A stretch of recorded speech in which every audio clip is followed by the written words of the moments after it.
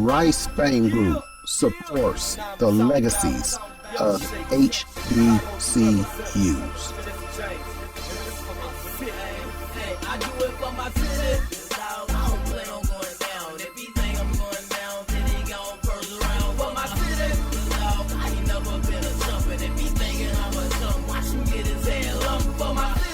This is Lacy L Jr. of Rice Fame Group, welcoming you to chat with HBCU Champions, Season 3, Episode 2, featuring head coach Kenneth Giles from Norfolk State University, whose men and women cross-country teams won the MEAC Championships this year. So, first of all, congratulations, Coach, and welcome to the show once again. All right. Well, hey, Lacy. Thanks for having me on, and it's always a pleasure and an honor to be on your cast, and I really appreciate it. Well, we appreciate you because this is year number 3, and you have been a guest all 3 years. So we definitely look forward whenever we have you on to gain from you and hear about your teams and your career, and for you to impart knowledge upon us. So thank you very much for agreeing to come on. Okay. Coach, can you can you go ahead and tell us a bit about your coaching experience? Well, I tell you, Lacy, it's been an eventful journey.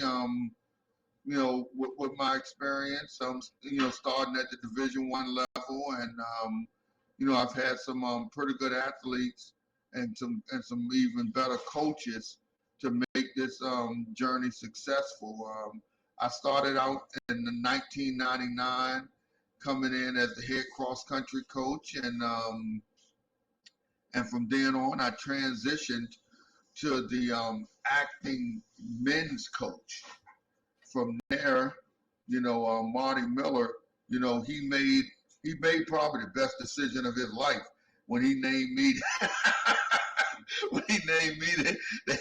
the head track and field coach. But I'm always grateful to Marty. He was the athletic director, and definitely grateful to him. And from there, he named me director of track and field programs for both men and women, and things that couldn't gone any better. I worked for an outstanding athletic director in Melody Webb, a great president in Dr. J. So they give us the resources that we need to have to compete at the Division I level.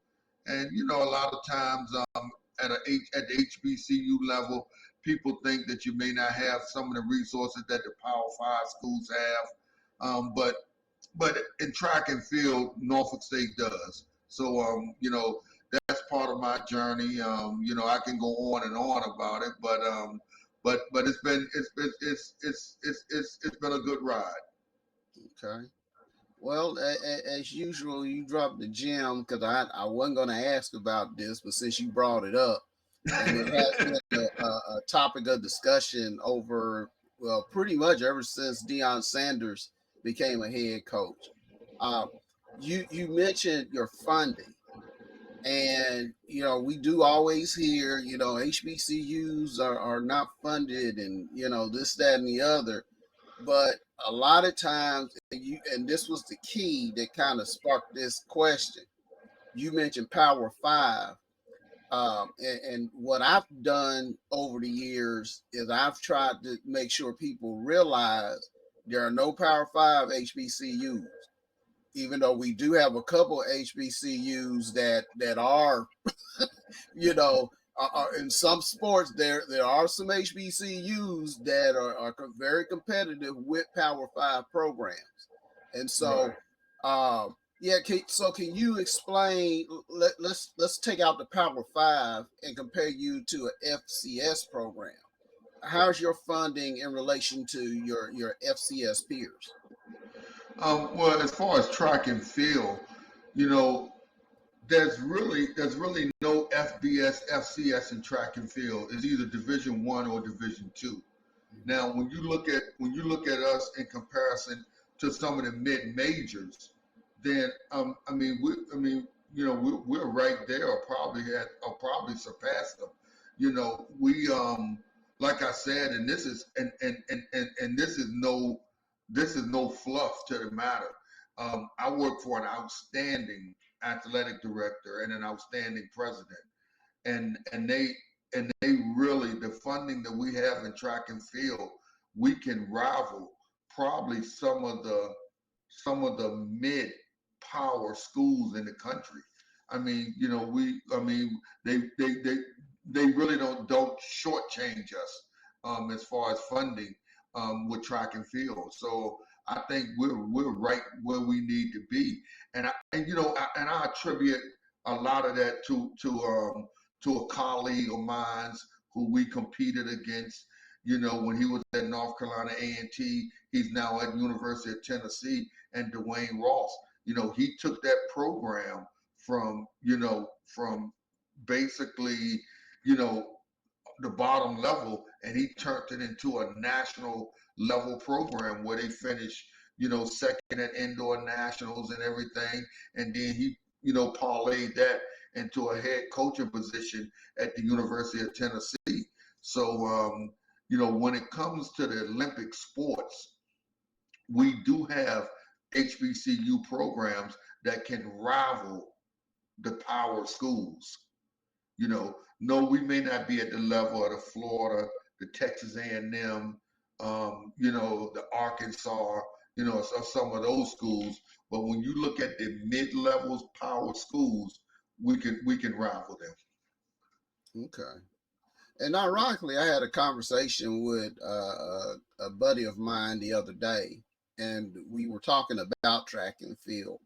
Yeah. And one of the subjects that we talked about was how some track and field programs tend to focus on a specific area, like uh, and this is even at the quote unquote, like you said, it's all Division I, Division II, but the power schools. Um, some of them tend to focus heavily on distance running. Some of them tend to focus heavily on sprints, some on jumps, some on throws.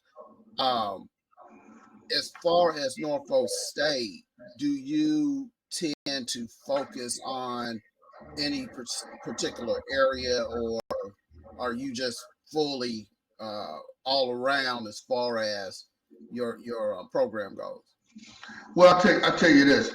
My philosophy has always been my background. My background as a runner was middle distance. Ran at University of North Florida, Hagerstown Community College, and my background has always been middle distance. So I always wanted to base my program off middle distance, and jumps. Now, I took that philosophy from the great John McDonald at Arkansas because he always had great distance runners, middle distance runners, and jumpers. But as I got further along into my coaching career, I've had some outstanding coaches, sprint coaches, which right now I have an outstanding sprint coach in Jerry Price, and he's taken our sprint program to another level where we ran 39:37 for the 4x1, and we had some outstanding sprinters. I've had the Sean Holstons, who was National High School Athlete of the Year, James Taylor, Corey Vincent's, Steve Coles, and a long list of them. But they've done a great job for me. So and we've gone mainly from a middle distance program to a well-rounded program. And what I mean by well-rounded, we got student athletes in pretty much every event. I have an outstanding staff. I brought Ernest Barrett over from North Carolina A&T, and he was at North Carolina A&T from the inception when Dwayne Ross got there, and he saw how that program was built from the bottom all the way up to the top. And when I mean the top, I mean the top. When you finish second at the NCAA championships, that means you done almost got as high as you can go in this sport. And this is his second year with me, and I've put him in charge of our women's. He's my associate women's coach, and he's getting our women together. Did a great job with cross country. We're heading into the indoor season, and I think we're probably one of the favorites to win the indoor championship on the ladies side also. So when I look at that, we have an outstanding staff. We got a staff of I think it's, let's see, 3, 4, 6. We have a staff of six coaches in every discipline. So right now we look at a well-rounded program. Okay. So I think you were kind of modest in your introduction of yourself as a coach. How many championships total does this make?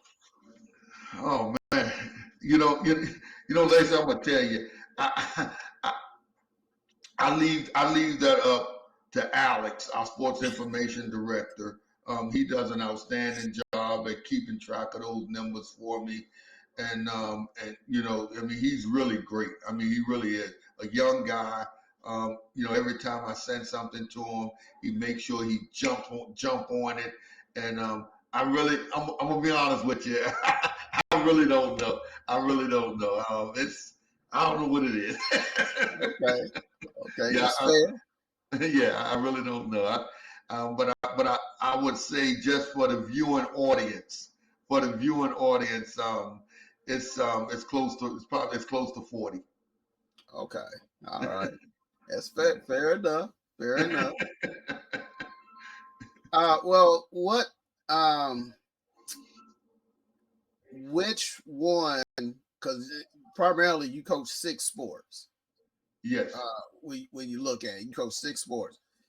Which one has been the most dominant in that conference? Oh, our men's team was dominant. In the mid, probably for a stretch. I mean, we won like 9 championships, indoor and outdoor, for a stretch. We had some good athletes during that time. It was probably from 2004 to 2012 or 13, something like that. We won 9 in a row, man. I mean, we had some good athletes there. I mean, those athletes, could compete in any era at any time. Like I said, the Sean Holstons, the James Taylors, the Aramis Massenbergs, the Keith and Krumer, the Marlon Woods, the Corey Vincents. Everybody in the country wanted those kids when we were recruiting them, and they came to Norfolk State. They put their faith in this program, and we delivered for them. Our men's team has been a dominant program. And that's, I brought Coach Barrett in here to solidify and get that dominance over to our women's program. We won a cross country championship in the fall, and now I would say that we're in good position. Heading into the indoor championship season, which is the 18th through the 20th at the Virginia Beach Sports Center. So right on the waterfront in Virginia Beach. Great facility. That's where the 2025 indoor national championships is going to be held for Division I. And that's where our championships will be. So we're in great position right now, and we want to get our women's program to the level that our men's program has always been. Okay. And I think right now we're trending in the right direction. Okay. All right. Well, can you, please tell us about this year's teams, the men and the women teams that won the the cross country championships?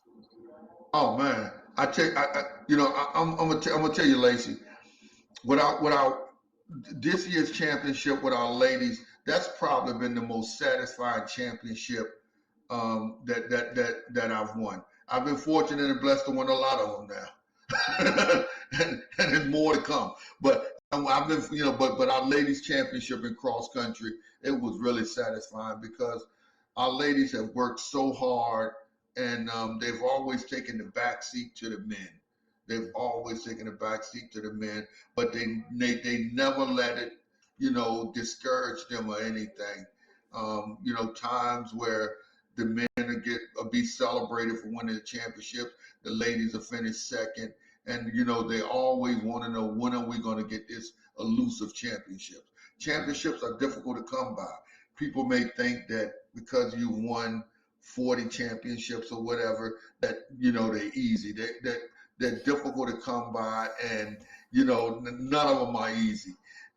But that ladies championship in cross country was really satisfying. We was led by our everything performer, Mercy Line Camayo. She's a junior for us, and she was the most outstanding runner during the outdoor track and field season last year. She was the most outstanding performer during the indoor track and field season. She was the defending cross country champion, and she came in during the 23 season, and she won that title again in runaway fashion. So she started the indoor season off great, with the school record in the 5,000 meters, and we look for more to come from her at the MEAC Championships in about 10 days, 11 days or so. Okay. So now, as far as your team compositions, on the men and the women's side, do you have a lot of international athletes? Well, what I say is, I say that, and I'm being redundant a little bit now. I'm being redundant. We recruit globally, and wherever I can get them from, and they can do it academically and athletically, and they have a controlled social life, that's where I go to get them. And that's a little uncharacteristic at the HBCU level, because most HBCU schools lack the funding to recruit globally. So when I say that we have the funding to match the mid-level D1 schools, power schools, that's no fluff in it. We really have it. We really have it. And I tell you, we're able to go out and recruit globally. You can say internationally, I say globally, I say international, whatever terminology is best. But but we're able to do that, and we've gotten some good kids. You look at Kara Grant from Jamaica. She's in graduate school right now for us, finishing up her grad degree. She's already got her undergrad degree. She's finishing up her graduate school degree, and she's done an outstanding job for us. So that's some of the things that we do at this level. Not only do we make sure that these kids get their undergrad degree, but you take a young lady like Kara Grant, who's been a model student athlete in this program. She's been when I say model, academically and athletically and socially. She's now getting her master's degree. So that's some of the things that we do. But our international kids have done a great job for us during the cross country season on the men's side. We was led by Gideon Segui. He defended his title. We took one through four. We took the first four slots, on the men's side. And we won it in grand fashion. So I was really pleased with their performance. We went to the NCAA regional meet, and we finished in the top 15, which is unheard of for an HBCU program. So they really did a great job. our international kids did a great job for us. Okay. So this is something I don't know. We might have touched on it the first time that we talked, but as far as scholarships, and I don't think most people realize this, especially for track and field and cross country program. You only get so many scholarships. I mean, you're limited to so many by the NCAA.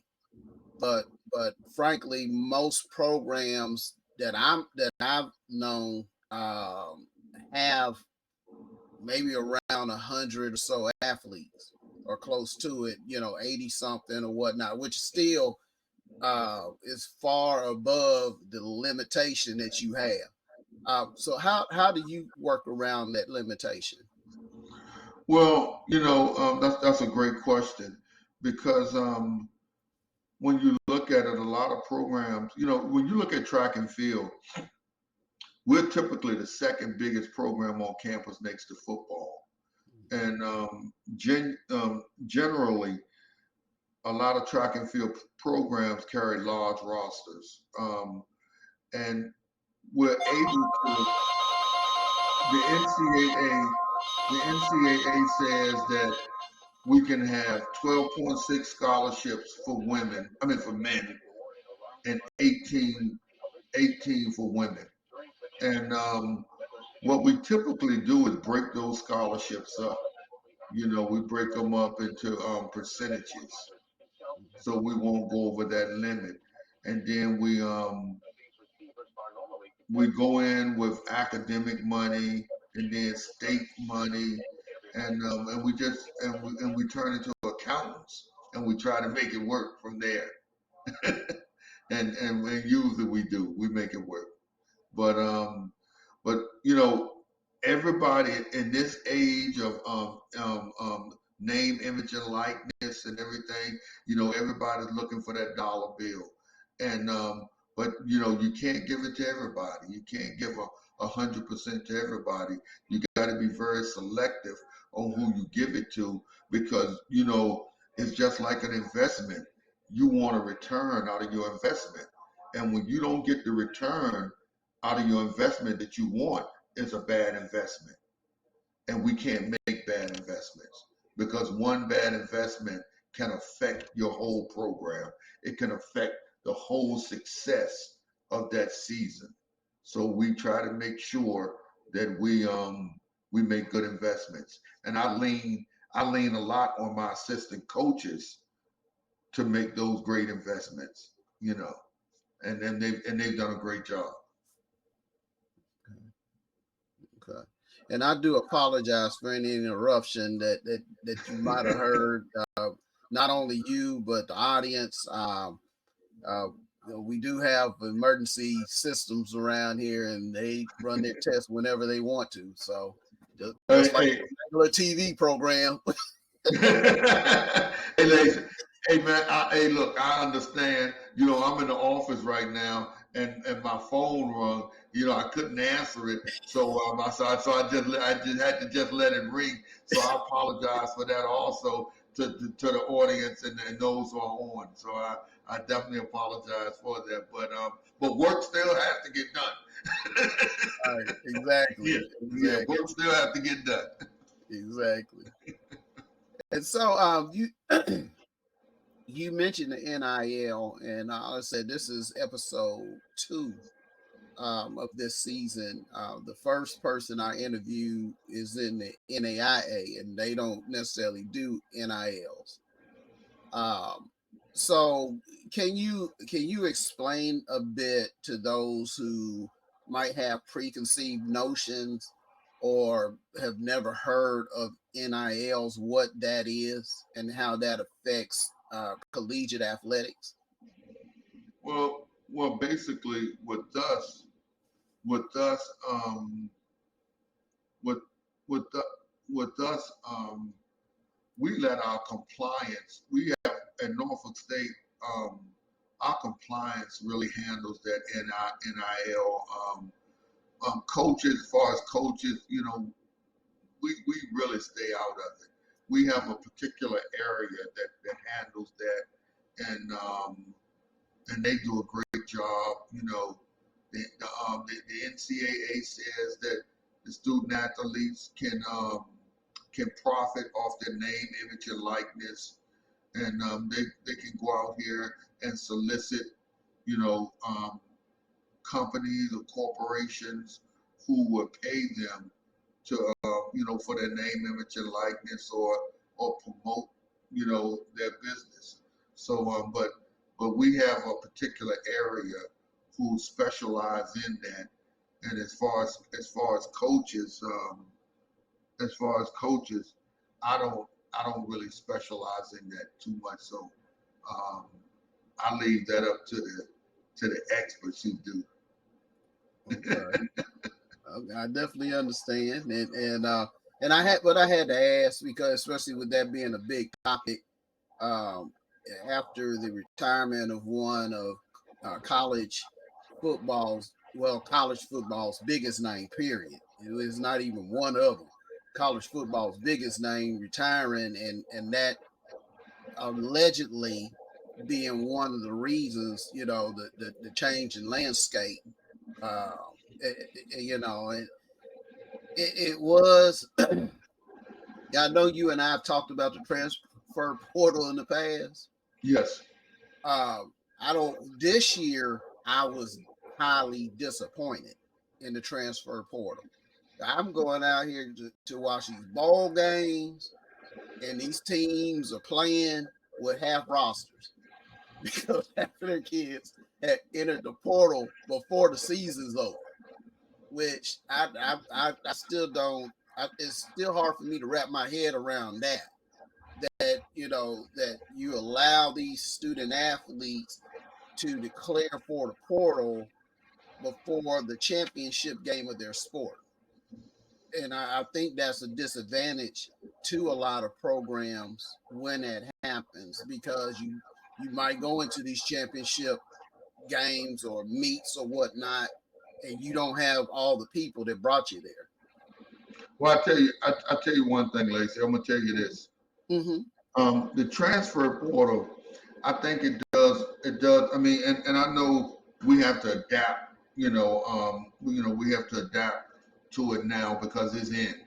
The transfer portal is here, and when you look at a legendary coach like Nick Saban saying that part of the reason why he went on ahead and retired was because of the NIL, the portal, and all of that stuff, that tells you there's something wrong with the process. There's something wrong with it. But to me, the transfer portal does more harm than it does good because a lot of these kids get in the portal and they think the grass is greener on the other side, but they don't realize that grass brown over there just like it is here.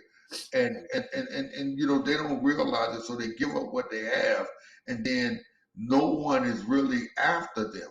So basically they left with nothing then. I mean, I've seen it happen.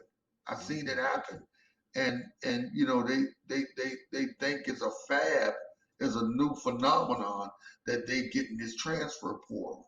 I give you an example with the NIL.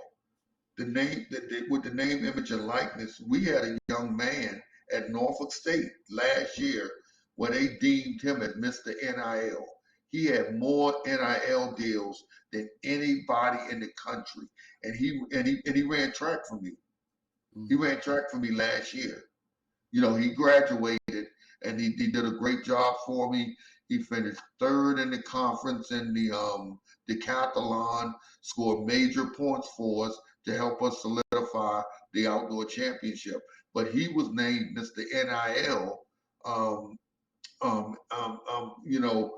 because he had more deals than anybody else in the country. So it tells you that you can come to a school like Norfolk State University and you still can get those deals that they get at some of the bigger schools. It's just how you go out there and promote yourself. Right. Yeah. And then speaking on that transfer portal thing, they just have to be very careful because the transfer portal, in my opinion, has really hurt the high school kids, because what it does is the college coaches wait now, because they said, hey, someone may get in that portal, especially in track and field. Someone may get in that portal in like April or May that I may need. So I'm going to wait on this high school kid, and I'm going to wait and see what's in the portal. So, but this is today's athletics, Right. 2024. So, we have Well, to adapt to it. Well, you said it earlier. You come into the program, especially for track and field, you have to be ready to produce. It ain't no question. It's certain programs. I tell my coaches when we go out there and recruit, I don't want, I may shouldn't say this, but I don't want a whole lot of developmental athletes. We got to get athletes that's ready to compete at the Division I level right now. And we've been fortunate and blessed that we've gotten those kids. So that means that we've done a great job. The coaching staff has done a great job in identifying the 4 and 5-star track and field athletes, because we got some freshmen here at Norfolk State right now that's come in and they're able to compete at the Division I level right now. They can compete in any conference in the country right now. And I'm just thankful. That they're at Norfolk State. Right. Yeah, And that's how I was taught to recruit when I was briefly at a Division I program. They had 3 areas on their recruiting list, and it was like, okay, if the athlete has this type of mark, they'll get a full scholarship. If they have this type, they'll get partial, and if they're at this mark, they can try to walk on. That's correct, and that's how we do it. We have scholarship standards, and our standards are posted online. And like I said before, Alex, the sports information department does a great job. If we have to update our standards or anything, we'll send them to our sports information department, and they'll update them. But they do a great job. I can tell the student athletes, the potential student athletes, where to go, and they'll go right online and they can see our scholarship standards. So that's very important. It takes a lot for a program to be successful. Not just the coaches, but you need the administration to be on board. Everybody in the administration, from the equipment manager, sports information, the athletic trainer, of course, the president and AD, but it just takes a lot. It really does. It's one particular area doesn't override the other. Okay. Yeah.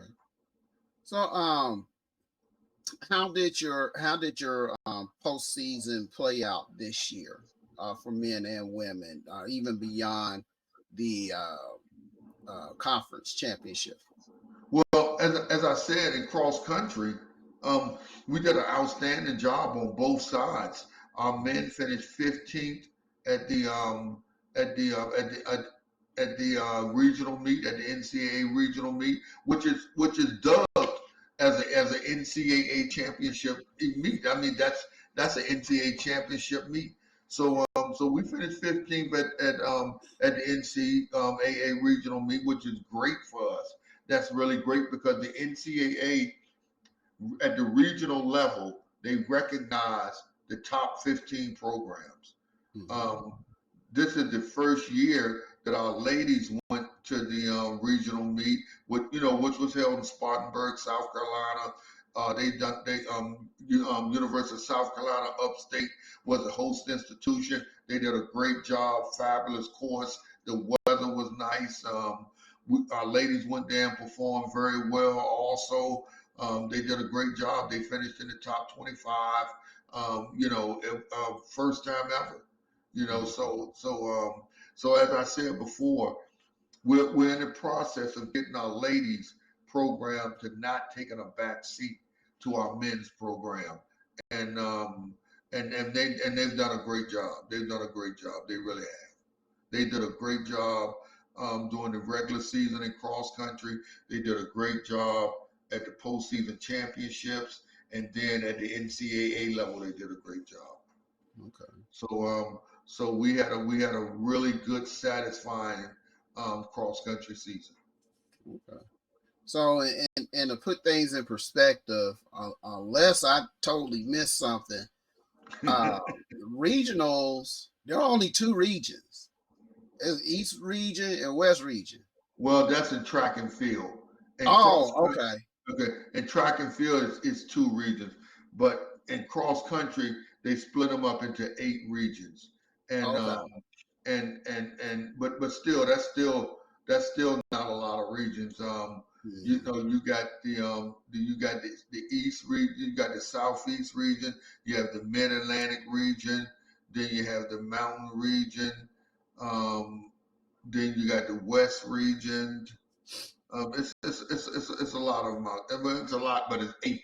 It's 8 regions in cross country, Okay. and and the reason why they have to have more in cross country is because from the team aspect, you got 7 runners who make a cross country team, because 5 of them score, and then you have 2 that can displace any one of those runners in case they have a bad day. Hmm. Yeah. So that's why. Yes. Okay. So, well, once again, we learned something because I was under the other assumption, and so I mean, even though I have officiated several regionals, and that now some things make sense as Uh-huh. to why we didn't have as many. We had a lot of teams, but we didn't have as many as I thought that we probably should have when I officiated, and so now that totally makes sense. And I guess the other thing is, um, eh, I know here in Kentucky we have had several programs, D1 programs that had cross country. They didn't have track and field, or they might have had women, just women programs, no men, Right. so they could so they could be in line with Title IX. And that's true. And you have that all over the country, where you have some programs that have cross country, but they don't have track and field.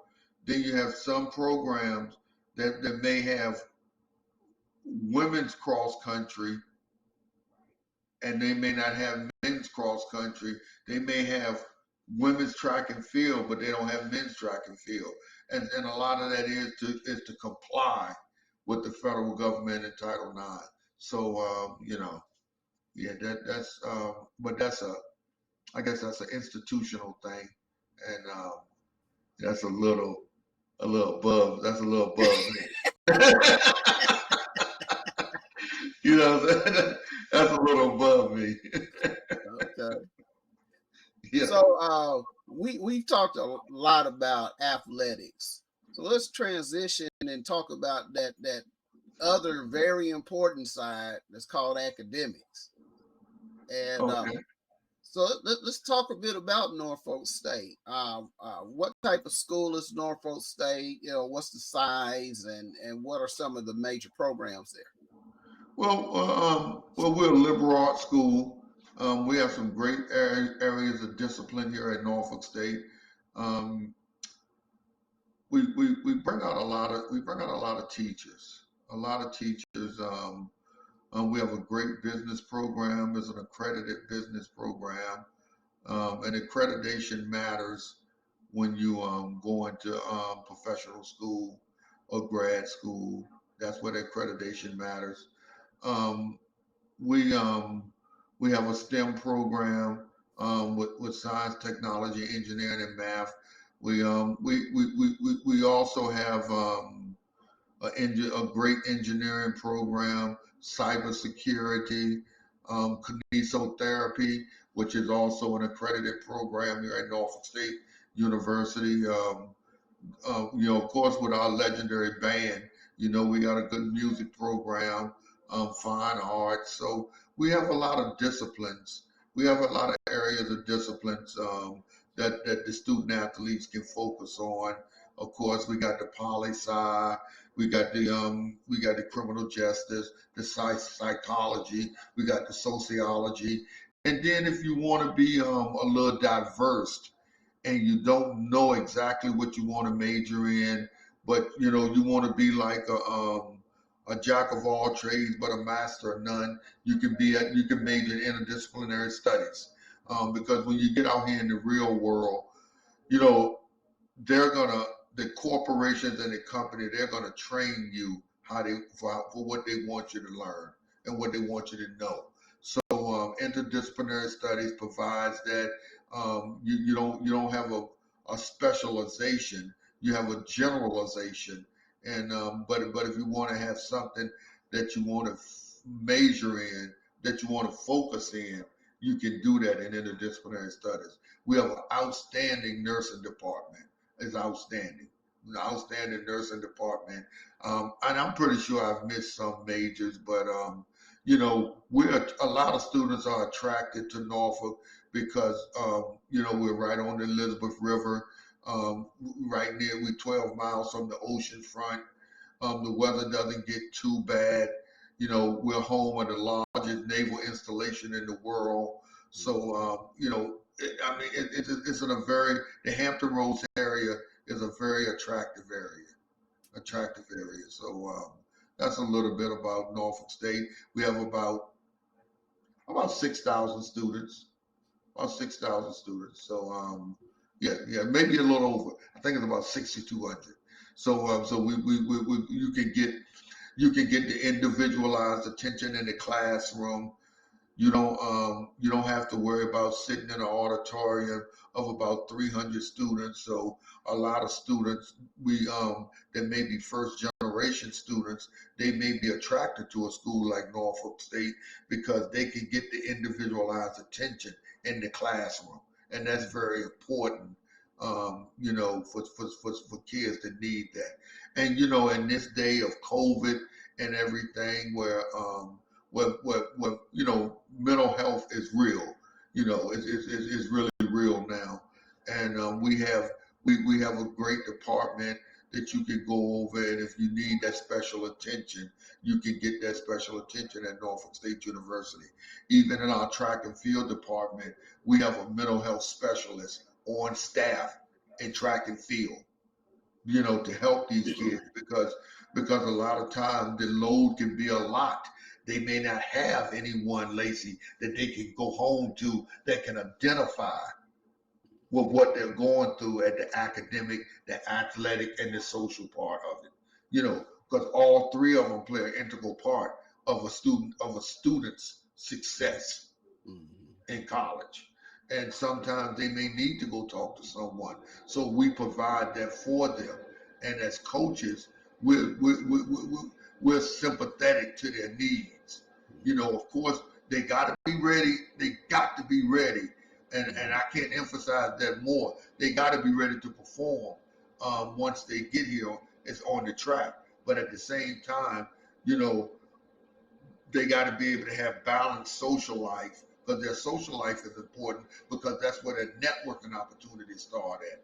When you're taking advantage of the social opportunities that a lot of groups on campus may have, to get you ready for the real world.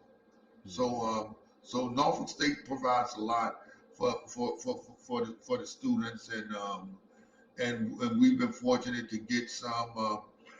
We have a high graduation rate, because we have a great academic department here at Norfolk State. We really do. Our academic department does very well. It's led by Kentrell Kearney. He's over academics and compliance, and every program has an academic advisor.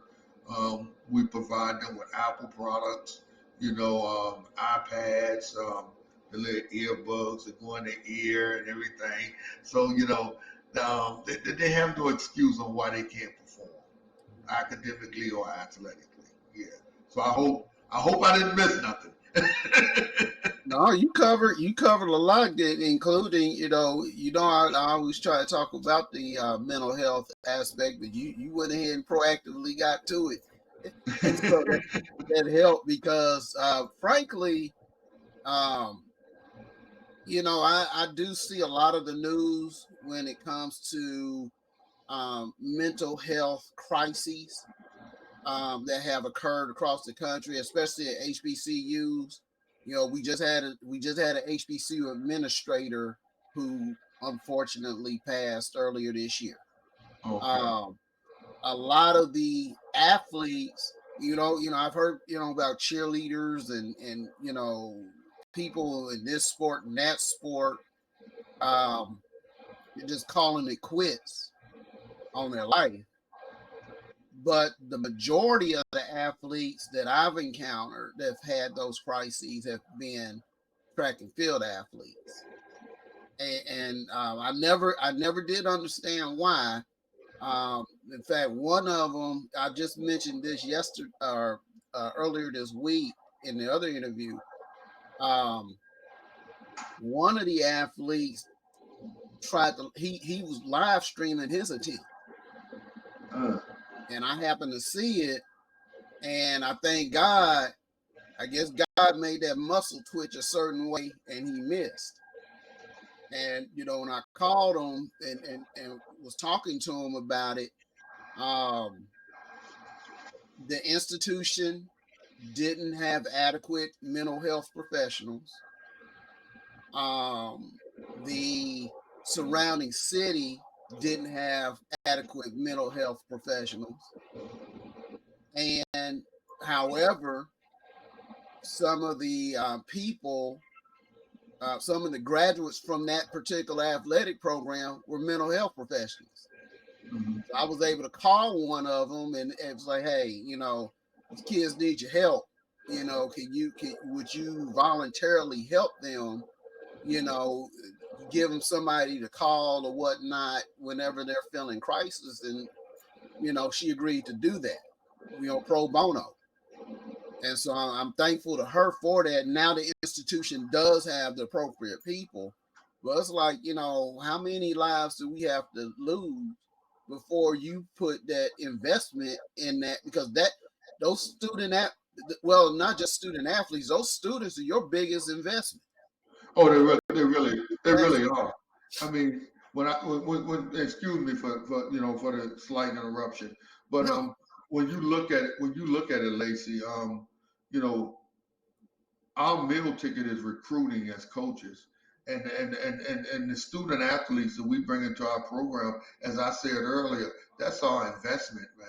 And you don't want it's just like when you if you go to Fidelity and you invest your money into Fidelity, you're going to expect some return out of that investment.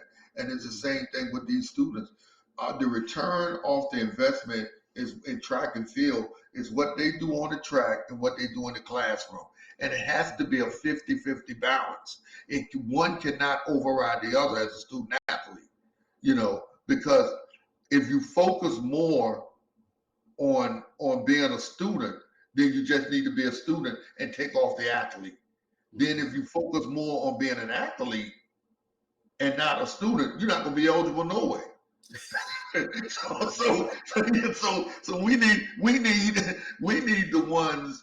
the ones that have the fine balance that have that know how to balance their social life, that know the balance between academics and athletics, and that's what makes that, in my opinion, that's what makes a successful student athlete because their time management skills they have to be at another level when you get to college because you don't have when a parent comes in there and knocks on the door and say it's time to get up and go to school or you waiting on the bus to get here or something like that. You don't have that in college. Right. So you have to be ready. And and and and some of them are more ready than others, but that's why like at Norfolk State, we have a coach coach Ashante Goodhope, and she's our mental health specialist also, and she does a great job. When I needed her to talk to some of the student athletes, I say, Coach, can you go over there and just give them, a little encouragement, and and because she has the mental health background, not only track and field, but also mental health, and and she does a great job. Yeah, and and like I said, that's great that you had that. I know some other coaches I've interviewed in the past. They have people on their staff, so they haven't had to deal with what some others who did not have that infrastructure had to go through. And when these student and I guess the saying that I use is that you should not take a permanent action to solve a temporary situation. Right. Because you can't come back from that. No, you can't come back from it. That's correct. That is correct. And it not only hurts it not only hurts you, it hurts your teammates, it hurts your coaches. If you had a good relationship with your parents, it hurts your parents, and other people who actually love you. But that sometimes happen. They have a certain situation, and I know one, and I don't want to stay on the subject too long because I don't want to have it macabre. But I know one situation, a young lady, young track and field athlete. I think she was a sophomore. It was over a guy. She ended her life over a guy, and she called a couple of her teammates to talk to him, and their teammates were like, "Well, we told you to leave that guy alone." And then that night, after she had called them, she was gone. Oh man! And so those guys actually, that they felt a lot of guilt about that, that they weren't able to help her. But then again, if you could talk to her, but the best thing for you to do is try to send her to somebody that can help. Yeah, and that's what you need to do. They need to go to someone who has who has the specialized skills in that area to talk to them. That's exactly what you need to do. That's exactly what you need to do. I totally agree. So we can transition off of this subject.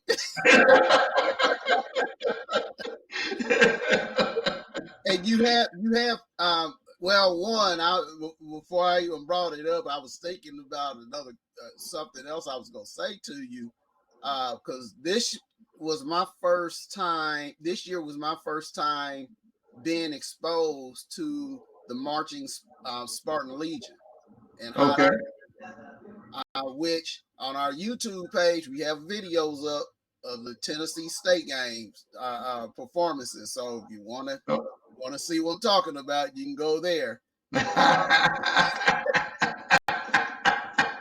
Okay.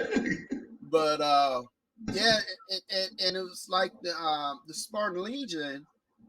I think their drum line is called Cold Steel. I'm not sure. Well, they have a lot of respect in the HBCU marching band world, because I heard some band members from other bands ranking the drum lines, and they were like number one. Okay. So, and Norfolk State's marching band does have its own unique style, because nobody else really has uniforms like they have. They don't have the male flag corps. Right. So Norfolk State is very innovative in many ways. And when I had talked to the late great president Harrison Wilson, the grandfather of NFL player Russell Wilson. That's correct. He told me about Norfolk and how he was able to help, build Norfolk State into what it is now. And he told me about the uniqueness of it. And so I was always impressed. And now since I have a relative who's down in that area, I might have to give you a visit sometime soon. Hey, come. Hey, look. Come check us out, man. Come check me out because, Lacy, I'm gonna tell you, there ain't nothing like coming on the water to Virginia Beach. Going to Catch 31 restaurant, man. Sitting down there eating some good seafood. I mean, this seafood country right here. So we like I say, we have it all for those those who like to venture out and various things. We provide a diverse type environment. Mm-hmm. Yeah. I think I will say that's right. It's very diverse. Okay. Yeah. I think you would enjoy it. Okay. I think you enjoy it. And I know, let's say Norfolk State had. Now, Howard might be the only other institution that I can compare certain aspects to, Right. because Howard has some celebrities on as faculty there. Uh-huh. But unless she's left recently, I think it's Miss Woodward, Dr. Harrison's daughter, was working there, and she was like, what was it, Inside Edition? That that she was an anchor and she ran that, and Oh she was yeah, she one. was. Yeah, you are right. Yeah. Yeah. You are correct. Yeah, you are So, correct. You are you correct. know, Yeah. I mean, I wish she was at my alma mater.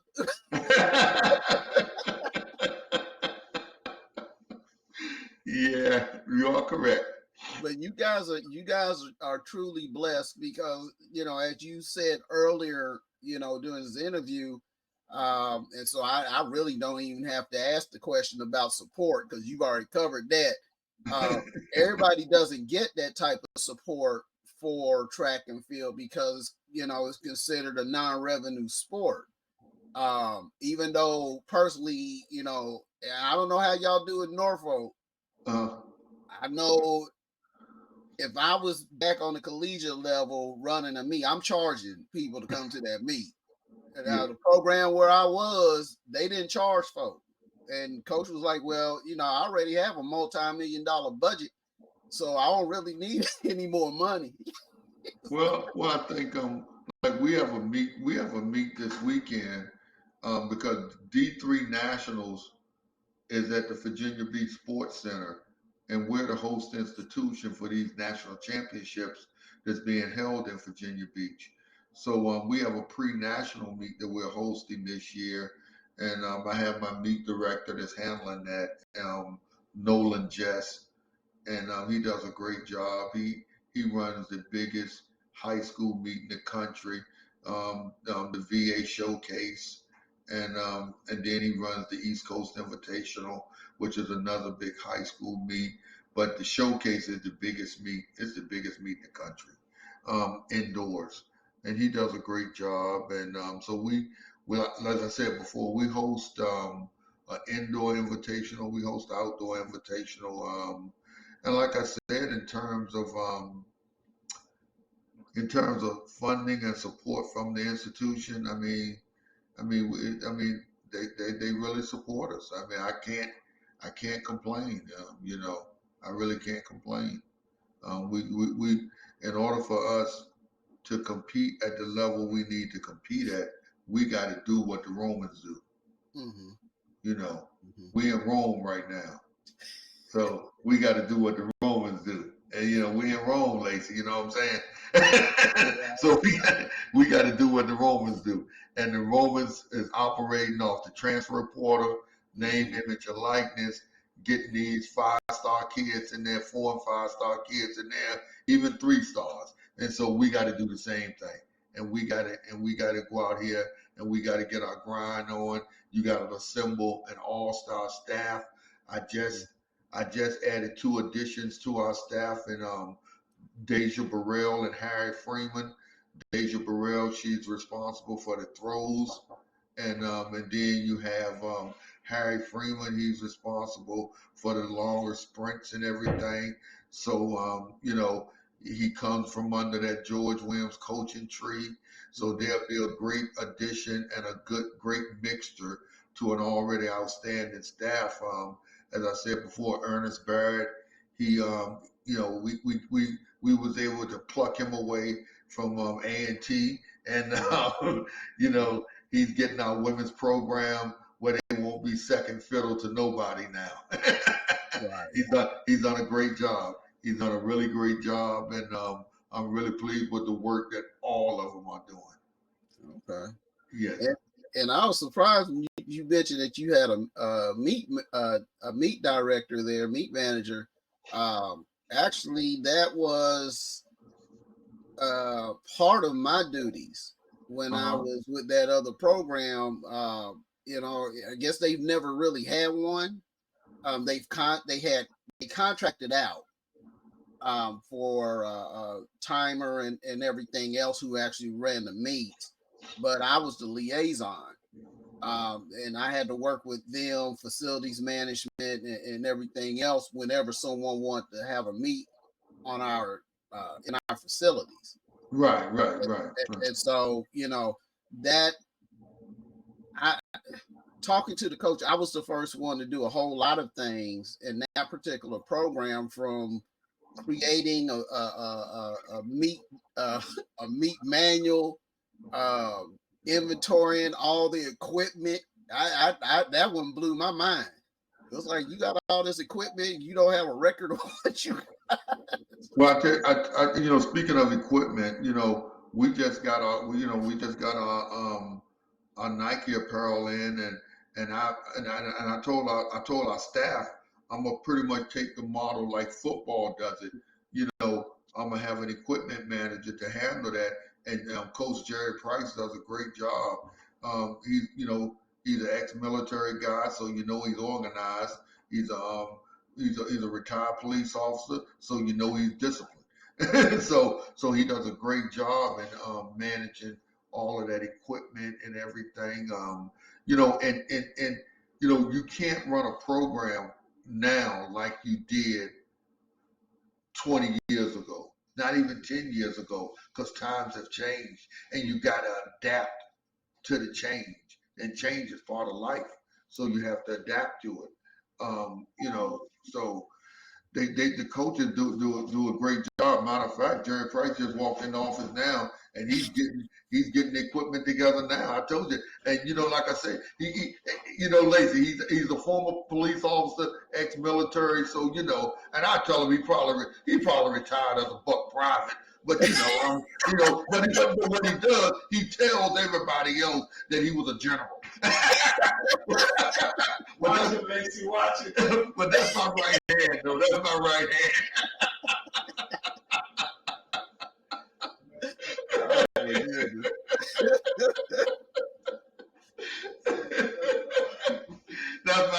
Hey, look, can't nobody else say that to him but me. Right. And like I said, that's one of the reasons why I do admire Norfolk State so much, is because you do have. I've been around HBCU since I first started as an undergrad in '91, and I never saw I haven't seen a staff as big as your marching band staff. and then you mentioning all these coaches that you have. I don't think I'd be hard pressed to find another HBCU that has actually, I'd be hard pressed to find many power PWIs that have a staff your size. Yeah, and I tell you, that's attributed, and I have to say it again. Mm-hmm. That's attributed to the support that we get, and it starts up top. From Melody Webb and Dr. J. They give us outstanding support. Our alumni, our boosters and everything. We at Norfolk State, I consider us, a football. I consider us a track school, man. We've done well in basketball and everything, and Our basketball teams are doing well. Football is going to get there. Dawson Odoms, he's done a great job, and the support is here. Right. Okay. Yeah. All right.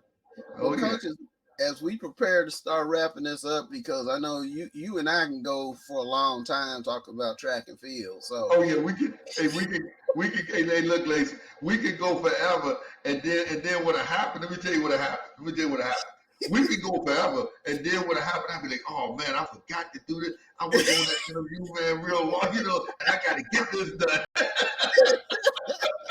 Yeah, you 100. You're 100. But I will say this.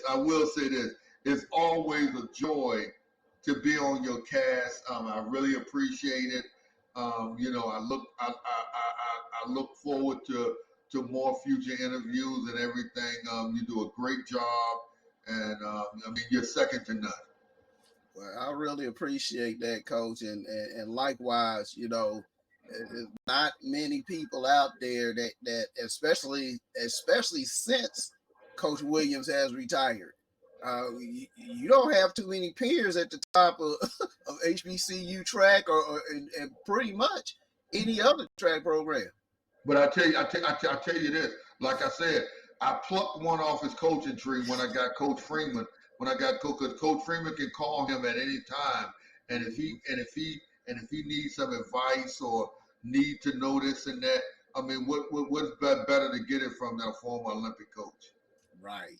Yeah. Right. Exactly.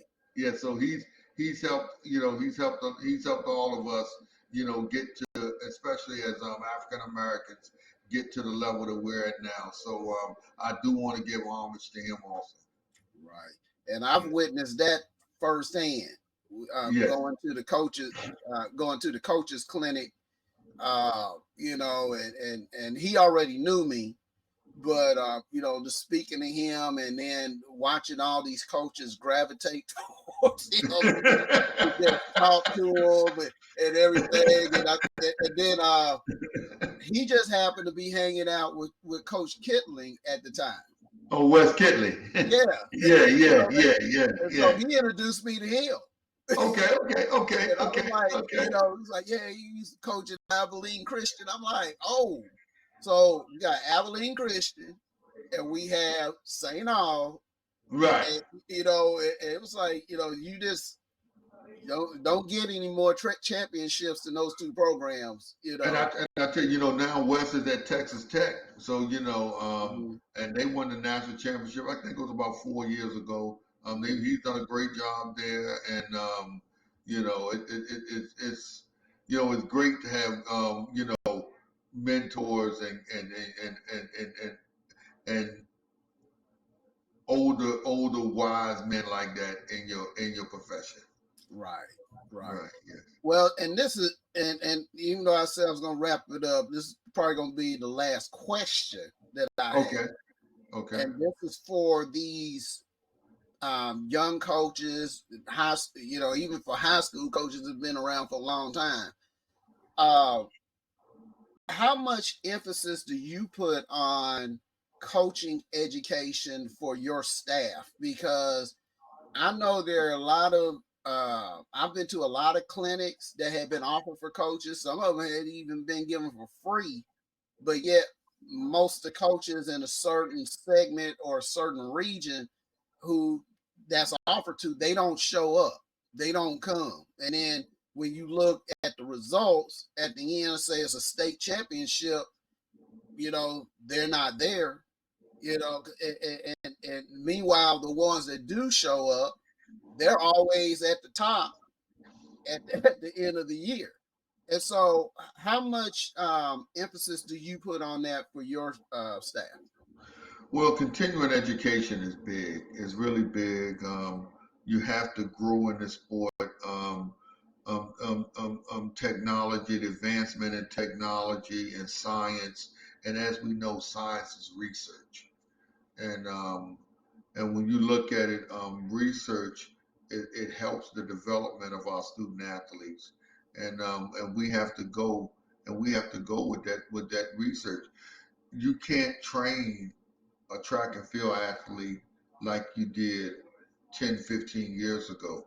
You know, the surfaces are a lot different. The Mondo surfaces, the Bynum Sports surface, which we have at Norfolk State, is a brand new surface.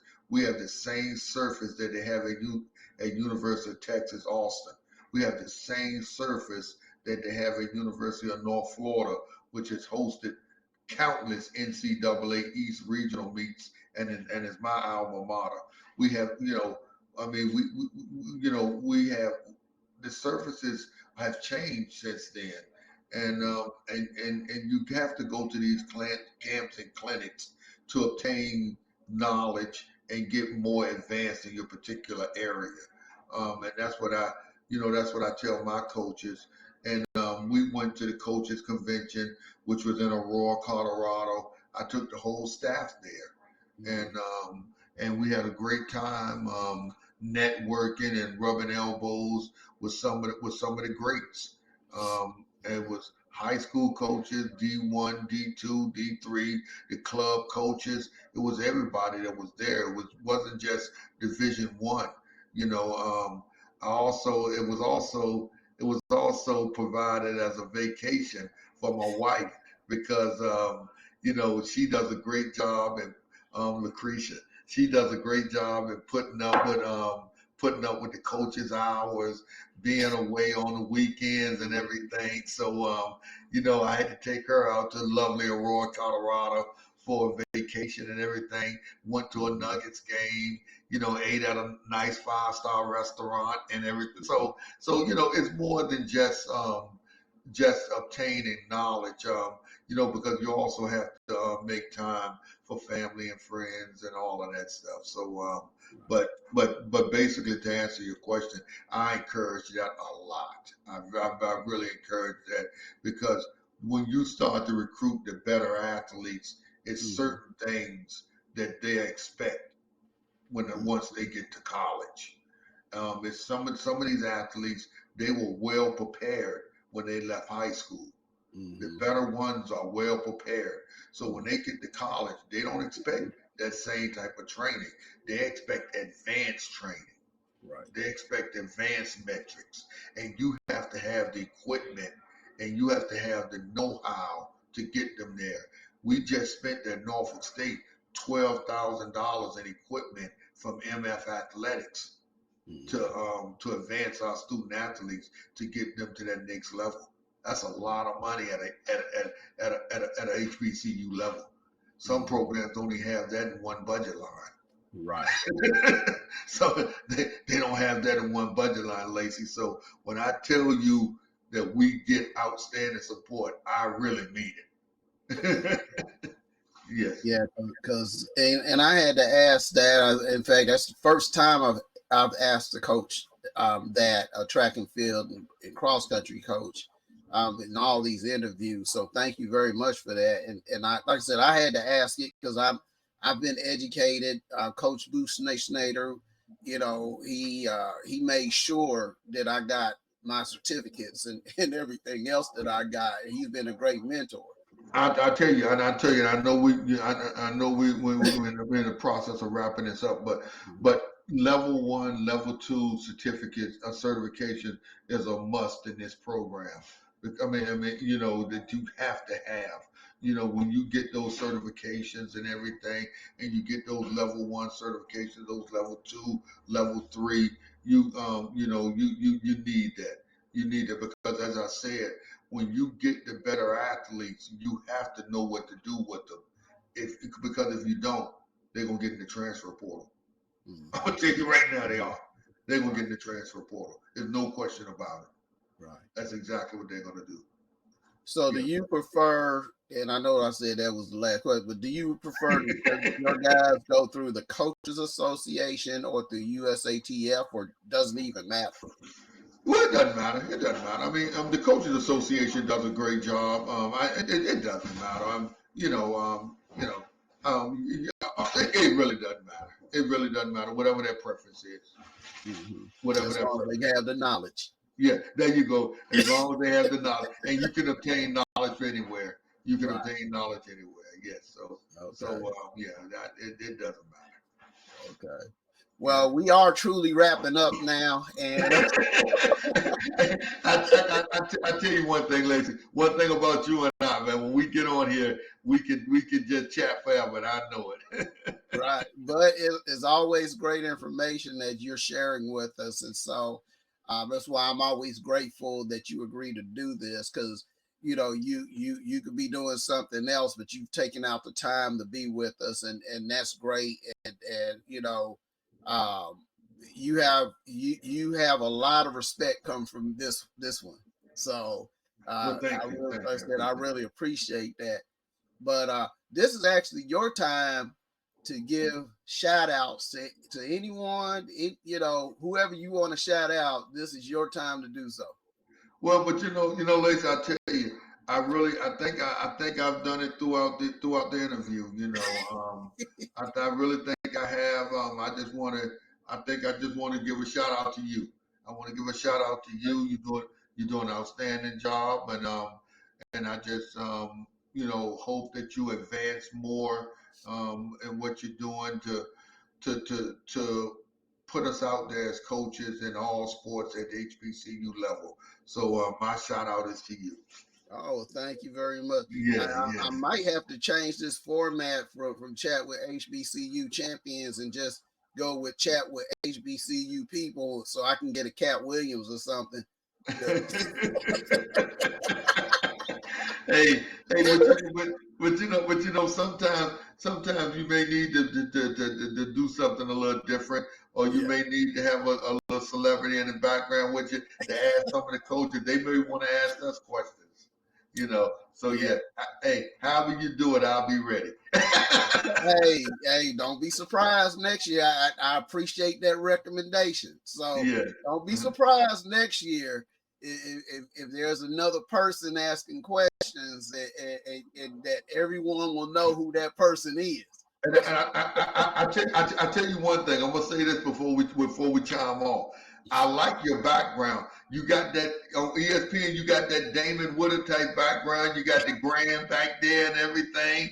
I mean, you got it. You got it hooked up, man. You got it hooked up, man. You ready for prime time? I'm gonna tell you that right now. Well, I'm trying to get there. I still have there's some networks who I'm still waiting on people to call me back, because Right. I want to get you guys out to a much wider viewing audience, because and that's really our goal, is to get this program out to the masses, so that you can turn to like a TV One or OWN or the Grio or whoever, HBCU Go or whoever, and you'll see this particular program. And because right now we're doing it ourselves, and we appreciate coaches like yourself who you could have been like, well, who's Lacy Rice? I'm gonna tell him, Lacy, that's my main man, man. Come on, man. That's my dude, man. It's like I said, we definitely appreciate you being here every year. The other coach that we interviewed for episode 1, she's also been with us every year. So I tell you this. As long as we keep on winning championships, I know I'm gonna be on your show. So we're gonna keep on. We're gonna try. We're gonna try our best to keep on winning them.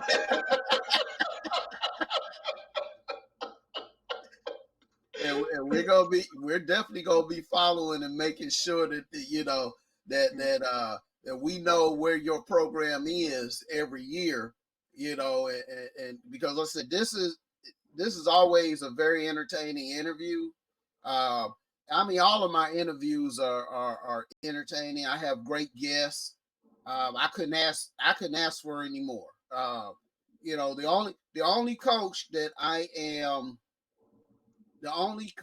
that I regret not having is Coach Prime. Okay. He was sent an invitation. I don't know if he ever got it. When he was at Jackson, but he didn't come on. This guy take it for what it was and move on. But Yeah.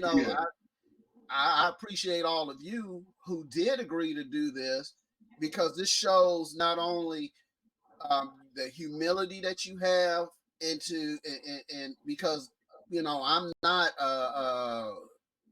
I'm not a Shannon Sharp. I'm not a Stephen A. Smith. Right. But without people like you, I probably would never get to that point, and hopefully one day I will get to that point.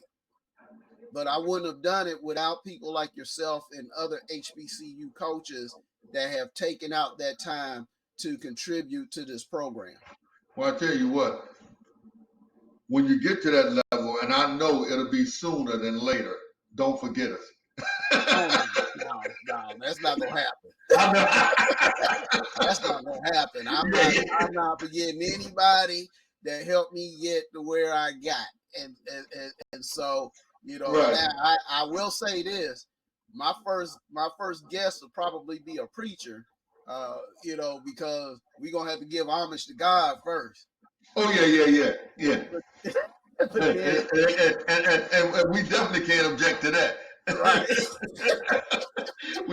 we definitely can't object to that. Yeah.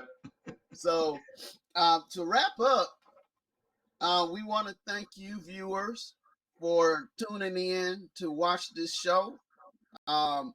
Chat with HBCU Champions is in its third season, and we have great guests just like Coach Giles. And we want to thank him for being with us once again. And this might not be the last time that you see him this season. So I'm just gonna put that out there as well. So you know, we want to thank everyone for contributing to this. Without you, this would not happen. And we ask that you please tune in to Linktree /Rice Fame, RICEFAME, and that will give you all our links to our videos, as well as the links to our audio podcast. And you can just follow us from there, and we do hope that you take us up on that offer. And once again, thank you very much, Coach Giles, for taking the time to be with us and share with us about your program and about various subjects that affect collegiate track and field. So thank you very much, sir. All right. Well, thank you. And hey, look, I hope you have an enjoyable season, and I look forward to being on in the future. Yes, sir. And likewise to you. You know, you got indoor and outdoor championships coming up. So we wish you much blessings. I don't believe in luck. We wish you blessings. Hey, look, I don't believe in luck neither. My mother always told me luck is of the devil, so I don't believe in luck. So hey, look, I don't believe in no luck. Right. So whatever we do, we prepare our student athletes for that success. Right. That's so right. We wish you many blessings this season, and you know, like I said, you'll probably be back on before the end of the year. You know, I'm sure of that. I hope so, and I definitely look forward to it. And thank you. Well, thank you, sir. Okay. All right. Yeah. Now I'm talking about young shakes. Chicago 2 represent Jesse James. And this is for my city. Hey, I do it for my city. Dog, I don't plan on going down. If he think I'm going down, then he gon' first round. For my city. Dog, I ain't never been a chump. And if he thinking I'm a chump, watch him get his head lumped. For my city. Dog, I don't plan on going down. If he think I'm going down, then he gon' first round. For my city. Dog, I ain't never been a chump. And if he thinking I'm a chump, watch him get his head lumped. For my city. Cause I feel like I love her so much, like I owe her so much for supplying her touch. I will always respect her, I will never neglect her. Bet you hear her naming like every one of my records. No, I'm not stunting, ain't no future in your frontin', right? Gotta get this money, watch me get it all night. Planet flying top flight, higher than space stations. That's why I gotta grind, cause I need it and I hate waiting.